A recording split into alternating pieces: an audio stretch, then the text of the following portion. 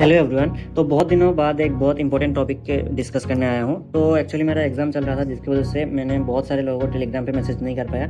तो मैंने जो देखा उनका मैक्सिमम का सेम ही डाउट था कि वो लोग कह रहे थे कि बायो और केमिस्ट्री तो हम सॉल्व कर लेते हैं, लेकिन फिजिक्स में सबसे ज़्यादा दिक्कत हो जाती है। इसको पढ़ते हैं, क्वेश्चन प्रैक्टिस भी करते हैं, मतलब क्वेश्चन टाइम से नहीं हो पाता, ज़्यादा टाइम लग जाता है, या फिर टेस्ट में मतलब मार्क्स इंक्रीज ही नहीं होते, 60-70 तक अटक जाते हैं। तो इसका एक पूरा एक सोल्यूशन लाया हूँ मैं। आप इसे फॉलो करेंगे तो मुझे गारंटी है आप कम से कम 140, 150 या फिर 160 तक भी आप स्कोर कर सकते हो।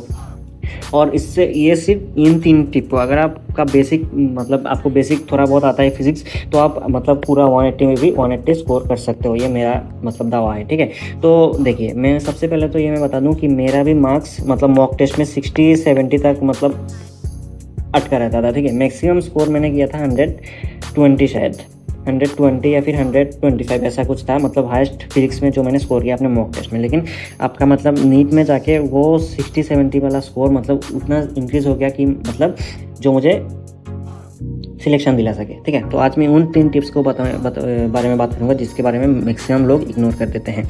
देखिए, पहला जो सबसे इंपॉर्टेंट पॉइंट आता है वो है आपका फिजिक्स का एनसीईआरटी।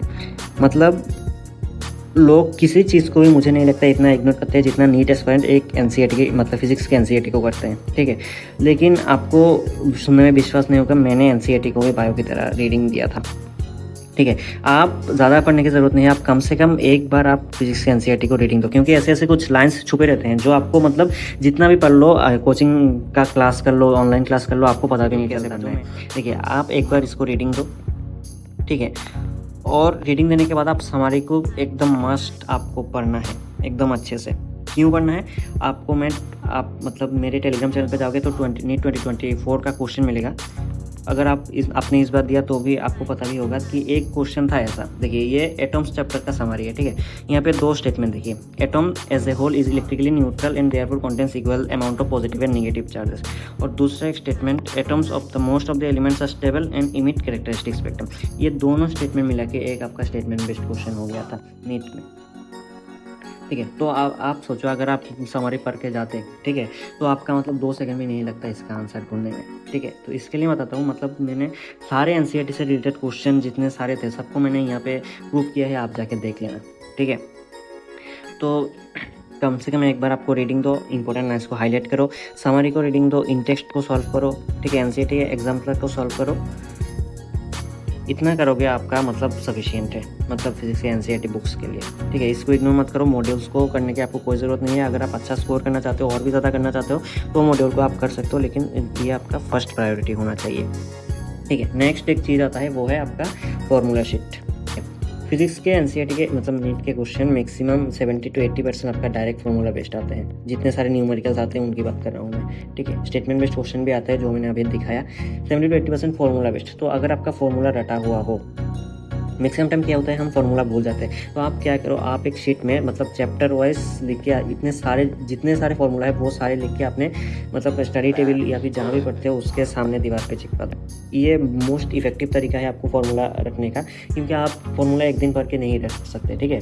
आप एक दिन पढ़ोगे, अगले दिन भूल जाओगे। तो आप अगर डेली रोज़ इसे देखते रहोगे तो आपको आसानी से याद हो जाएगा। और अगर आप इसे खुद भी बना सकते हो, या फिर मेरे टेलीग्राम चैनल पर मैं फ्री में देता रहता हूँ, टेलीग्राम चैनल का लिंक डिस्क्रिप्शन में दे दिया है, आप जाके मतलब वहाँ से डाउनलोड कर सकते हो आसानी से। ये गया दूसरा पॉइंट। थर्ड एक पॉइंट जो मैक्सिमम लोग बताते हैं कि प्रीवियस ईयर क्वेश्चन आपको मतलब 10 ईयर्स का करना चाहिए या फिर 15 ईयर्स का करना चाहिए। मैं बता दूं, मैंने 1988 से लेके आपका 2022 तक का PYQ सॉल्व किया था फिजिक्स का, और एक क्वेश्चन मतलब 19 ऐसे ही कुछ था, मतलब 2000 से पहले का एक AIPMT का क्वेश्चन फिजिक्स का मतलब एज इट इज़ सेम आपका मेरा नीट 2023 में आ गया था।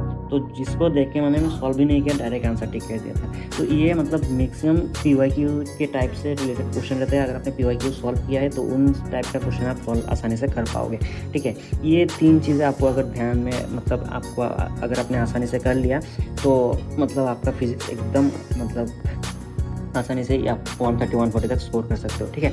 और अगर आप MR सर का क्लास लेते हो फिर तो आपका कोई बात ही नहीं है। MR सर का क्लास को कैसे मतलब इफेक्टिवली फॉलो करना है उसको मैंने ये भी डिटेल में बताया, तो आई बटन पे दे दिया है, आप जाके देख लेना, ठीक है। तो आज के लिए इतना ही। कोई अगर क्वेश्चन हो आप मुझे कमेंट बता सकते हो या फिर टेलीग्राम पे DM कर सकते हो। आज के लिए इतना ही, थैंक यू।